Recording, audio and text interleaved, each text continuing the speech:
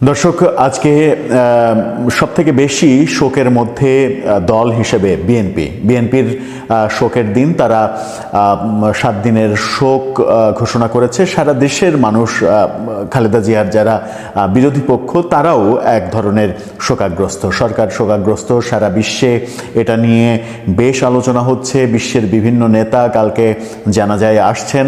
একটা শোকাবহ পরিবেশ যখন চলছে, তখন তার মধ্যে বিএনপি আজকে একটা বড় সাংগঠনিক সিদ্ধান্ত নিয়ে ফেলেছে।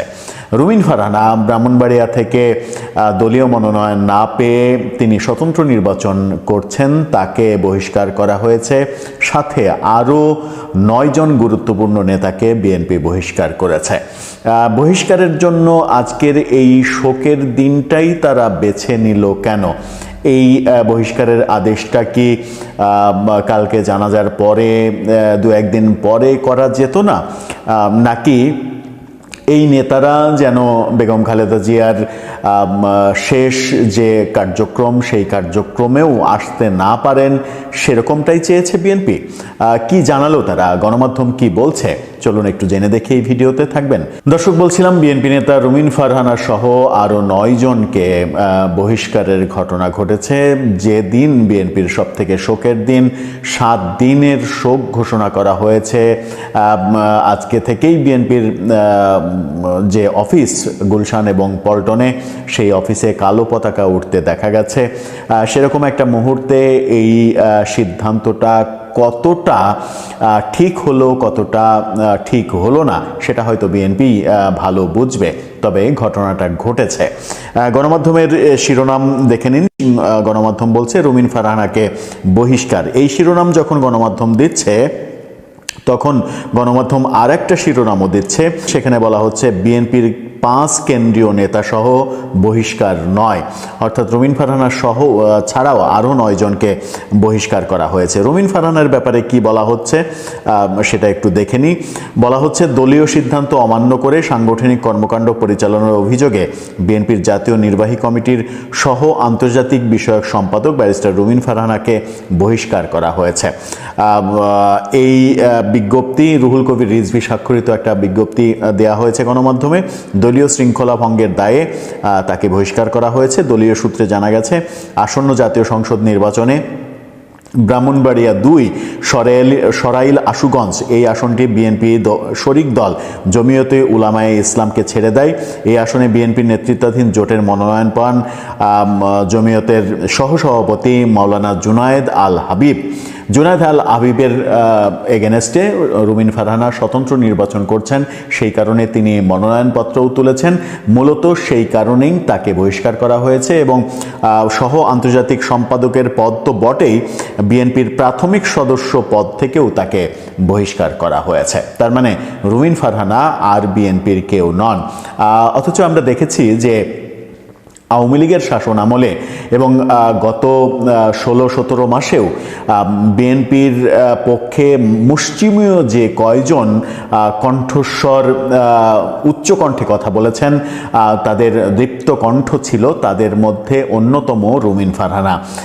যে মাত্র মুষ্টিমেয় 2-4 জন আওয়ামী লীগের সময়ে বিএনপির হয়ে কথা বলেছেন, তাদের মধ্যেও রুমিন ফারহানা একজন। সেই সময় 2018 নির্বাচনের পরে বিএনপির মহিলা সংসদ সদস্য হিসেবে তিনি নির্বাচিত হয়েছিলেন, সংসদে গিয়েছিলেন। সেখানে অবশ্য তিনি বেশ সমালোচনার শিকার হয়েছিলেন সাবেক প্রধানমন্ত্রী শেখ হাসিনার কাছে প্লট চেয়ে একটা আবেদন করার পরিপ্রেক্ষিতে। এবার তিনি একেবারে বিএনপি থেকে বহিষ্কার হয়ে গেলেন। এছাড়া দলীয় সিদ্ধান্ত অমান্য করে সাংগঠনিক কর্মকাণ্ড পরিচালনার জন্য জাতীয় নির্বাহী কমিটির সহ আন্তর্জাতিক সম্পাদক, তাকে তো রয়েছেই রুমিন ফারহানা। জাতীয় নির্বাহী কমিটির সদস্য মোহাম্মদ গিয়াসউদ্দিন, মোহাম্মদ শাহ আলম, হাসান মামুন, আব্দুল খালেক, কেন্দ্রীয় ছাত্রদলের সাবেক সহসভাপতি ও বাংলাদেশ হিন্দু বৌদ্ধ খ্রিস্টান কল্যাণ ফ্রন্টের মহাসচিব তরুণ দে, ঢাকা মহানগর উত্তর বিএনপির সাবেক আহ্বায়ক সাইফুল আলম আলম নীরব, সিলেট জেলা বিএনপির সহসভাপতি মামুনুর রশিদ, চাকসু মামুন হিসেবে যিনি পরিচিত, এবং ব্রাহ্মণবাড়িয়া জেলাধীন বাঞ্ছারামপুর উপজেলা বিএনপির সভাপতি কৃষিবিদ মেহেদী হাসান পলাশকে বিএনপির প্রাথমিক সদস্য পদ থেকেও বহিষ্কার করা হয়েছে এবং তাদের প্রত্যেকের বিরুদ্ধেই অভিযোগ তারা বিএনপির দলীয় সিদ্ধান্ত না মেনে স্বতন্ত্র নির্বাচন করার জন্য মনোনয়নপত্র তুলেছেন। এই মনোনয়নপত্র তোলায় তাদের জন্য কাল হয়ে গেল। এখন পর্যন্ত মনোনয়নপত্র বাছাই হয়নি। তাদের প্রার্থিতা টিকবে কিনা সেটার যখন নিশ্চয়তা নেই, তখন দলের প্রতি শ্রদ্ধা না রেখে দলের বিরুদ্ধে গিয়ে শুধুমাত্র মনোনয়নপত্র জমা দিয়েছেন, এই অপরাধেই তাদেরকে বহিষ্কার করা হলো। এবং বহিষ্কারের দিন হিসেবে এমন একটা দিনকে বেছে নেওয়া হলো যে দিনটা বিএনপির সবথেকে বড় শোকের দিন। বেগম খালেদা জিয়ার মৃত্যুর দিনে এই সিদ্ধান্তটা বিএনপির মধ্যে আরও বড় ধরনের একটা শোকাবহ পরিবেশ বোধহয় এই নেতা নেত্রীদের বেলাতে অন্তত আরও বেশি শোকাবহ পরিবেশের জন্ম দিল। এখন দেখার বিষয় যে যারা বিদ্রোহী হিসেবে নির্বাচন করছেন কিংবা করতে চাইছেন তারা কে কে সফল হন। তবে রুমিন ফারহানার সফল হওয়ার সম্ভাবনা অনেকটাই রয়েছে। রুমিন ফারহানা সেখানে খুবই জনপ্রিয়। সেখানে জোটের প্রার্থীর পক্ষে বিএনপির ভোটাররা খুব একটা ভোট দিতে উৎসাহিত হবেন না, এমন তথ্যই বিভিন্ন গণমাধ্যমে বিভিন্ন সময়ে আমরা দেখতে পেয়েছি। রুমিন ফারহানা যদি এমপি হয়ে আসেন তাহলে কি তিনি আবার বিএনপিতে যোগ দিতে পারবেন? বিএনপি আবার তাকে গ্রহণ করবে নাকি স্বতন্ত্র এমপি হিসেবেই সংসদে থাকবেন? সেটাই এখন দেখার বিষয় যদি তিনি নির্বাচনে পাশ করেন। আসসালামু আলাইকুম রহমতুল্লাহি ওয়া বারাকাতুহু। সম্মানিত দর্শক, আপনারা সবাই জানেন যে বাংলাদেশের কিংবদন্তির রাজনৈতিক ব্যক্তিত্ব বেগম খালেদা জিয়া বাংলাদেশ জাতীয়তাবাদী দলের চেয়ারপারসন এবং গণতন্ত্রের আপসহীন নেত্রী বেগম খালেদা জিয়া ইন্তেকাল করেছেন। ইন্না লিল্লাহি ওয়া ইন্না ইলাইহি রাজিউন। একটা জিনিস না বললেই নয় যে এখানে বেগম জিয়ার যে মৃত্যু, এই সময়টিতে আমাদের জাতীয় জীবনে, আমাদের রাজনৈতিক জীবনে এবং আমাদের অনেকের ব্যক্তিগত জীবনের অনেক স্বপ্ন, অনেক মোহ, অনেক আশা এবং অনেক ভরসার যে স্থল রয়েছে সেগুলো ভেঙে চুরে চুরমার করে দেবে। বেগম জিয়াকে নিয়ে আমার ব্যক্তিগত যে স্মৃতি, সেই বিষয় নিয়ে কথা বলবো। তার আগে যে বিষয়টি বলা দরকার যে তিনি পরিণত বয়সে ইন্তেকাল করেছেন এবং তিনি সেই সৌভাগ্যবতী রমণী।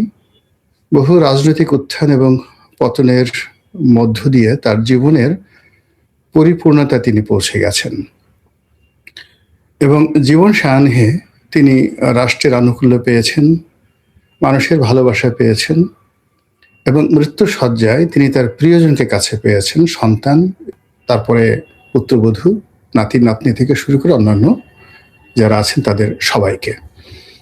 এটি সাধারণত এই পর্যায়ে রাজনৈতিক যারা ব্যক্তিত্ব তাদের জীবনে এরকম ঘটে না এবং তার এই মৃত্যুকে কেন্দ্র করে সারা বাংলাদেশ কাঁদছে। এবং আপনারা যারা আমার এই থাম্বনেইলের ছবিটি দেখছেন, এই ছবিটি মূলত ইন্টারনেটে ভাসছে। ছবির যে গাম্ভীর্যতা, ছবির যে হৃদ্যতা এবং সেই ছবির যে মোহময়তা, এই মোহময়তার কারণে যে কোনো মানুষই তার সম্পর্কে যাকে বলা হয় শোকাতুর হবেন এই ছবি দেখার সঙ্গে সঙ্গে। এর কারণ হলো এই বাংলার সঙ্গে তার যে সম্পর্ক, সেই সম্পর্ক মহান মুক্তিযুদ্ধের সময়কাল থেকে। তারপর তিনি সেনাপ্রধানের স্ত্রী, তারপর তিনি যাকে বলা হয় রাষ্ট্রপ্রধান অর্থাৎ প্রেসিডেন্টের স্ত্রী, ফার্স্ট লেডি, বিরোধী দলীয় নেত্রী, নিজে তিনবার প্রধানমন্ত্রী। এরপর গত 15টি বছর ধরে শেখ হাসিনার জমানাতে, না ঠিক শেখ হাসিনার জমানা নয়, 2006 থেকে 111 এবং শেখ হাসিনার জমানা থেকে তিনি যে জুলুম এবং অত্যাচারের শিকার হয়েছেন, যেটাকে মজলুম জননেত্রী বলা যেতে পারে। তো তার এই জুলুম এবং অত্যাচার দেশের আপামর জনসাধারণের মনে বিষাদ সৃষ্টি করেছে। মানুষের সহানুভূতি, শ্রদ্ধা এবং ভালোবাসার সর্বোচ্চ স্তরে তিনি পৌঁছে গেছেন। এবং তিনি এমনি ব্যক্তিগত জীবনে খুব স্বল্পভাষী, অনাহত কোনো কথাবার্তা তিনি বলেন না বা বলেননি। কারো ব্যক্তিগত বিষয় নিয়ে, তারপর অপ্রয়োজনীয় কোনো বিষয় নিয়ে তিনি কখনোই তার প্রতিক্রিয়া দেখাননি।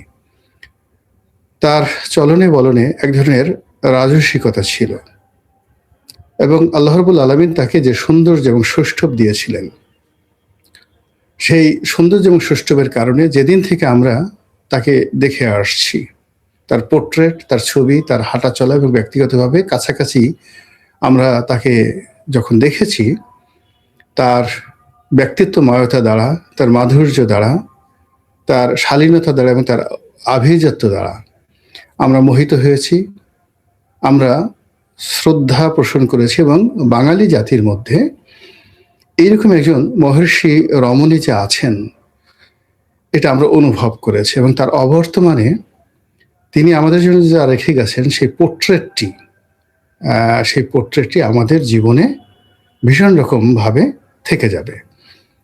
এবং আমরা যখনই বাংলাদেশের রাজনীতির কথা স্মরণ করব, বিএনপির কথা স্মরণ করব, শাসনতন্ত্রের কথা স্মরণ করব, তখন একজন ডিসেন্ট লেডি হিসাবে, একজন ডিসেন্ট মানুষ হিসাবে যদি কারো পোর্ট্রেট আমাদের সামনে আসে, সবার আগে বেগম খালেদা জিয়ার পোর্ট্রেট আমাদের সামনে আসবে।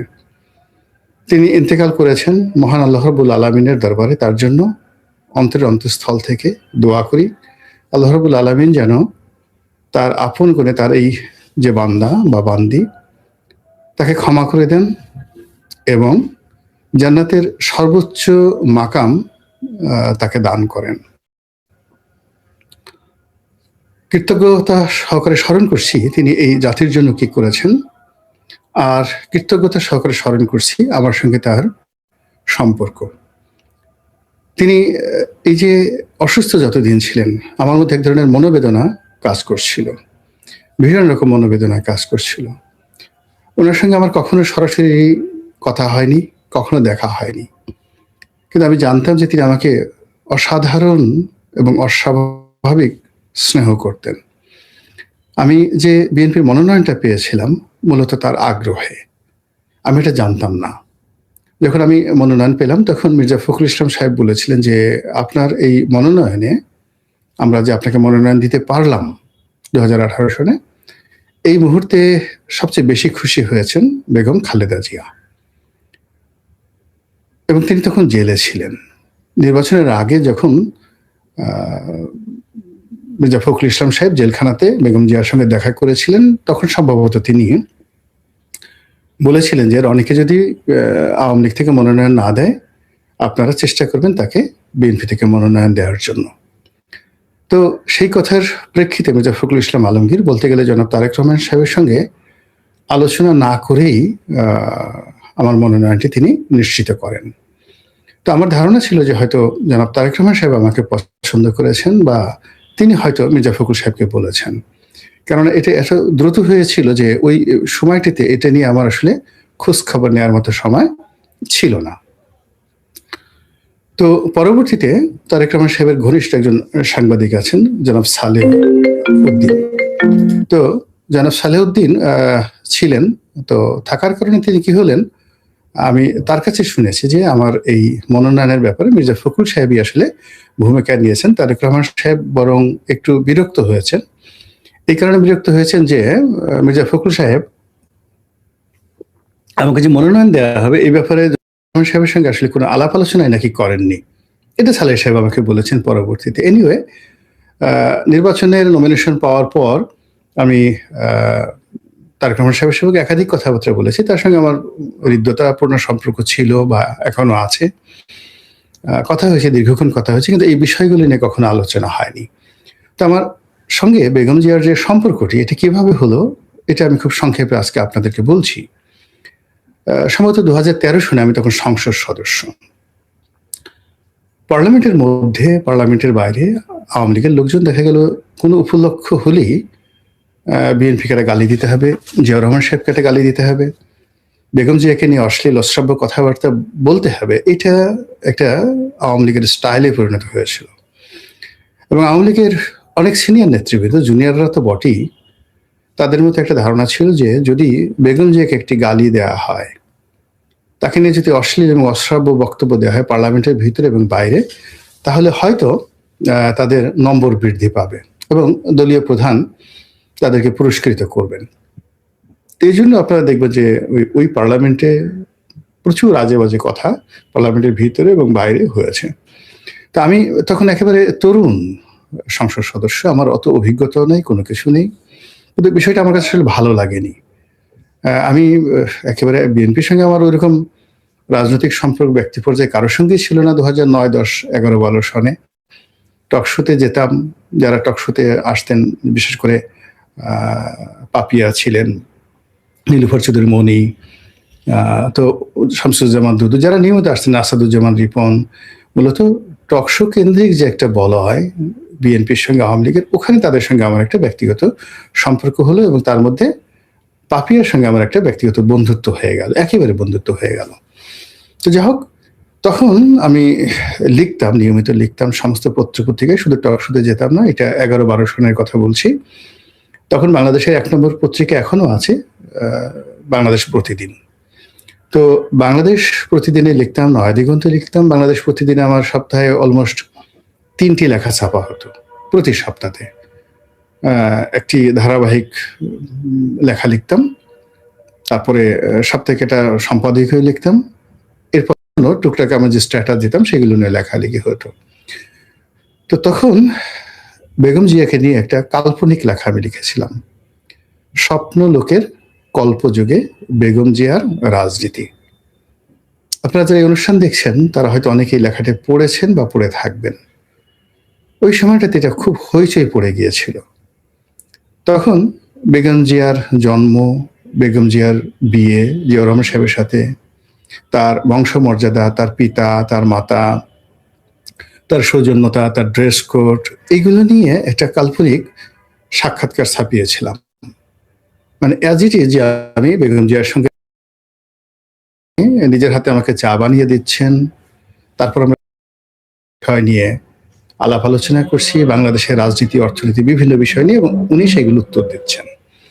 তো এই লেখার মাধ্যমে মূলত ওনার আভিজাত্য, ওনার বৈশিষ্ট্য, ওনার সৌন্দর্য, তারপরে ওনার রাজনৈতিক প্রজ্ঞা এবং ওনার যে কন্ট্রিবিউশন, যেটিকে অবদান, রাজনীতিতে অবদান, এই বিষয়গুলো আমি আমার মতো করে ফুটিয়ে তোলার চেষ্টা করেছি সেই বাংলাদেশ প্রতিদিনের সম্পাদকীয়তে।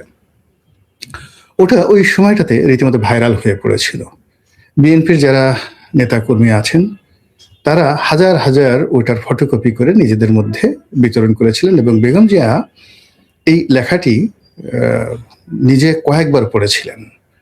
তো উনি ওনার ওই সময় শিমুল বিশ্বাস ছিলেন, তো শিমুল বিশ্বাসকেও তিনি বলেছেন, শিমুল বিশ্বাস সাহেব আমাকে টেলিফোন করে ধন্যবাদ জানিয়েছেন।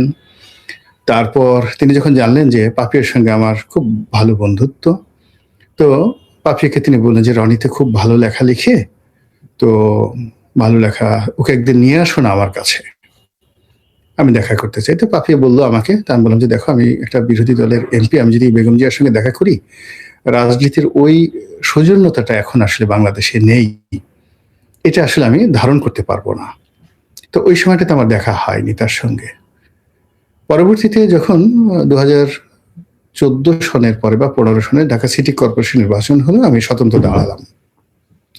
তো ওই সময়টাতে তিনি আমার সঙ্গে টেলিফোনে কথা বলতে চেয়েছিলেন, শিমুল বিশ্বাস সাহেব, তারপরে মীর হেলাল আর ব্যারিস্টার সাইফুর রহমান, ওরা 3 জন ওখানে দাঁড়ানো ছিলেন। তো ব্যারিস্টার সাইফুর আমাকে টেলিফোন করলেন যে ম্যাডাম কথা বলবেন।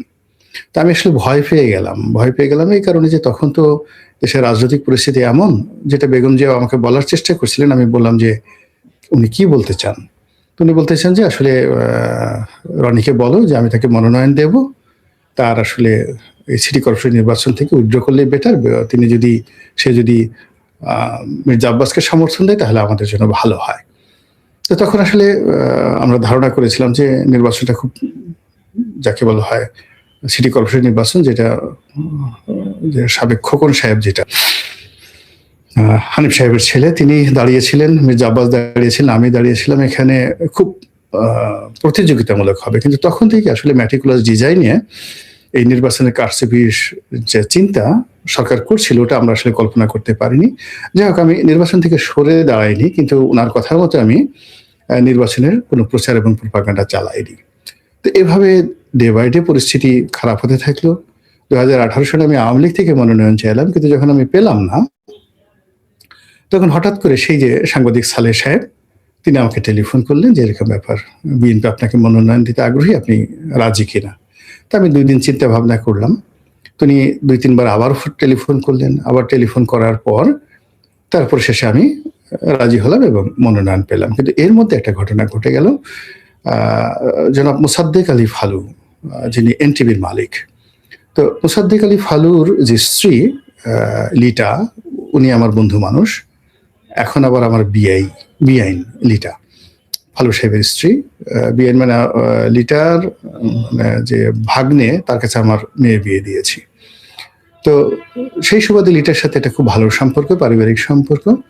আর লিটার সাথে সম্পর্কের কারণে ফালু সাহেবের সাথেও ওরকম ভালো সম্পর্ক। তো ফালু সাহেব একদিন চা খাওয়ার দাওয়াত দিয়েছেন, তো আমি গেলাম। তিনি বললেন যে আসলে ম্যাডাম আপনার সঙ্গে একটু দেখা করতে চাচ্ছেন, বা আপনাকে দাওয়াত দিয়েছেন, চলেন। এটা সম্ভবত 2016 সালের দিকে বা 17 সালের দিকে।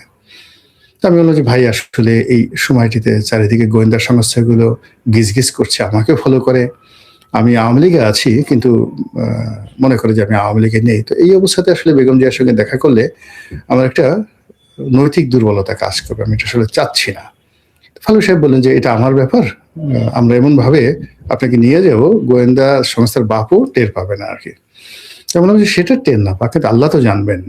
2 নম্বর হলো যে আমি তো নিজের কাছে দুর্বল হয়ে থাকবো। তো এই কারণে আসলে আমার বেগম জিয়ার সঙ্গে আসলে দেখা হয়নি। গত 14 মাসে তিনি অনেকটা মুক্ত, তার সঙ্গে দেখা করার অনেক সুযোগ ছিল। কিন্তু আমার আসলে গত 14 মাসে, অর্থাৎ এই যে শেখ হাসিনার পতনের পরে, ঠিক নিজের যে আগ্রহটা, এটা ভাটা পড়ে গেছে রাজনীতির ব্যাপারে। আর দ্বিতীয়ত আমার কাছে মনে হয়েছে বেগম জিয়া আসলে খুবই অসুস্থ। অনেকে তার সঙ্গে দেখা করছেন নিজেদের রাজনীতির নম্বর বাড়ানোর জন্য, কিন্তু আমার অবস্থা দৃষ্টি মনে হয়েছে যে কারোর সঙ্গে দেখা করা, কথা বলা তার জন্য ঠিক খুব কষ্টের একটা বিষয়। উনি যদি খুব প্রয়োজন মনে করতেন আমার সঙ্গে দেখা করার বিষয়ে, আগ্রহ প্রকাশ করতেন, তাহলে আমি হয়তো তখন যেতাম। কিন্তু যেহেতু তিনি আগ্রহ প্রকাশ করছেন না, এখন আমি যদি স্বপ্রণোদিত হয়ে সেখানে যাই, এটা তার জন্য কষ্ট হতে পারে। এই জন্য আমার আসলে যাওয়া হয়নি। ওনার বেশ কয়েকজন সিকিউরিটির কর্মকর্তা আছেন যারা আমার খুব ভক্ত, তারা নিয়মিত টেলিফোন করতেন, ম্যাডামের শরীর স্বাস্থ্য সম্পর্কে আমাকে জানাতেন, এবং আমি সবসময় জানতাম যে তিনি আসলে কি অবস্থাতে আছেন। তো এই যে একটি অবস্থা, সেই অবস্থার কারণে কি হলো, ওনার প্রতি আমার যে শ্রদ্ধা, আমার প্রতি ওনার যে স্নেহ, এটি সামনাসামনি বসে আমার অনুভব করার কখনো সুযোগ হয়নি। ওই যে স্বপ্নলোকের কল্প জেগে বেগম জিয়া রাজনীতি, যেভাবে একটা কল্পনা মিশ্রিত ভাষা দিয়ে, অনুভূতি দিয়ে, আবেগ দিয়ে আমি সেটা লিখেছিলাম, ওনার সম্পর্কে আমার ঠিক সেই যে আবেগটি, সেই পর্যায়ে রয়ে গেছে। তো তিনি এরই মধ্যে বেশি অসুস্থ, হাসপাতালে গেলেন, তারপর এখন ইন্তেকাল করেছেন। এটি আমার জীবনের একটা দুঃসহ স্মৃতি হয়ে থাকবে যে আমি যার কারণে বিএনপিতে যোগদান করলাম, যার আগ্রহে বিএনপিতে আসলাম, যার বদান্যতে আনুকূল্যে বিএনপি মনোনয়ন পেলাম, তার সঙ্গে আমার কোনোদিন চাক্ষুষ সাক্ষাৎ হলো না। তো কাজেই আমি আমার জায়গা থেকে যতদিন জীবিত থাকব, ততদিন তার জন্য দোয়া করব, তার প্রতি কৃতজ্ঞ থাকব, এবং তার বিদেহী আত্মার মাগফিরাত কামনা করব। তার যে শোক সন্তপ্ত পরিবার যারা আছেন, জনাব তারেক রহমান সাহেব, অন্য যারা আছেন, কখনো যদি আমার মতো ক্ষুদ্র মানুষ আমার কোনো সাহায্য সহযোগিতা, এই তার পরিবারের যারা লোকজন, তার রক্তের যারা ধারক বাহক, তাদের প্রয়োজন হয়, আমি ঠিক সেই সহযোগিতাটা করার জন্য সবসময় কায়মনো বাক্যে আমি চেষ্টা করব। আল্লাহ বেগম জিয়ার রুহের মাগফিরাত দান করুন, তাকে জান্নাতের সর্বোচ্চ মাকাম দান করুন। তার পক্ষ থেকে আপনারা যারা দেখছেন, সবার কাছে দোয়া চাচ্ছি, তার পরিবারের পক্ষ থেকে, আমার নিজের পক্ষ থেকে। আর আপনাদের যদি কারো তার ব্যাপারে কোনো অভাব থাকে, অভিযোগ থাকে, আল্লাহর ওয়াস্তে তাকে ক্ষমা করে তার জন্য দোয়া করার জন্য মিনতি রাখছি।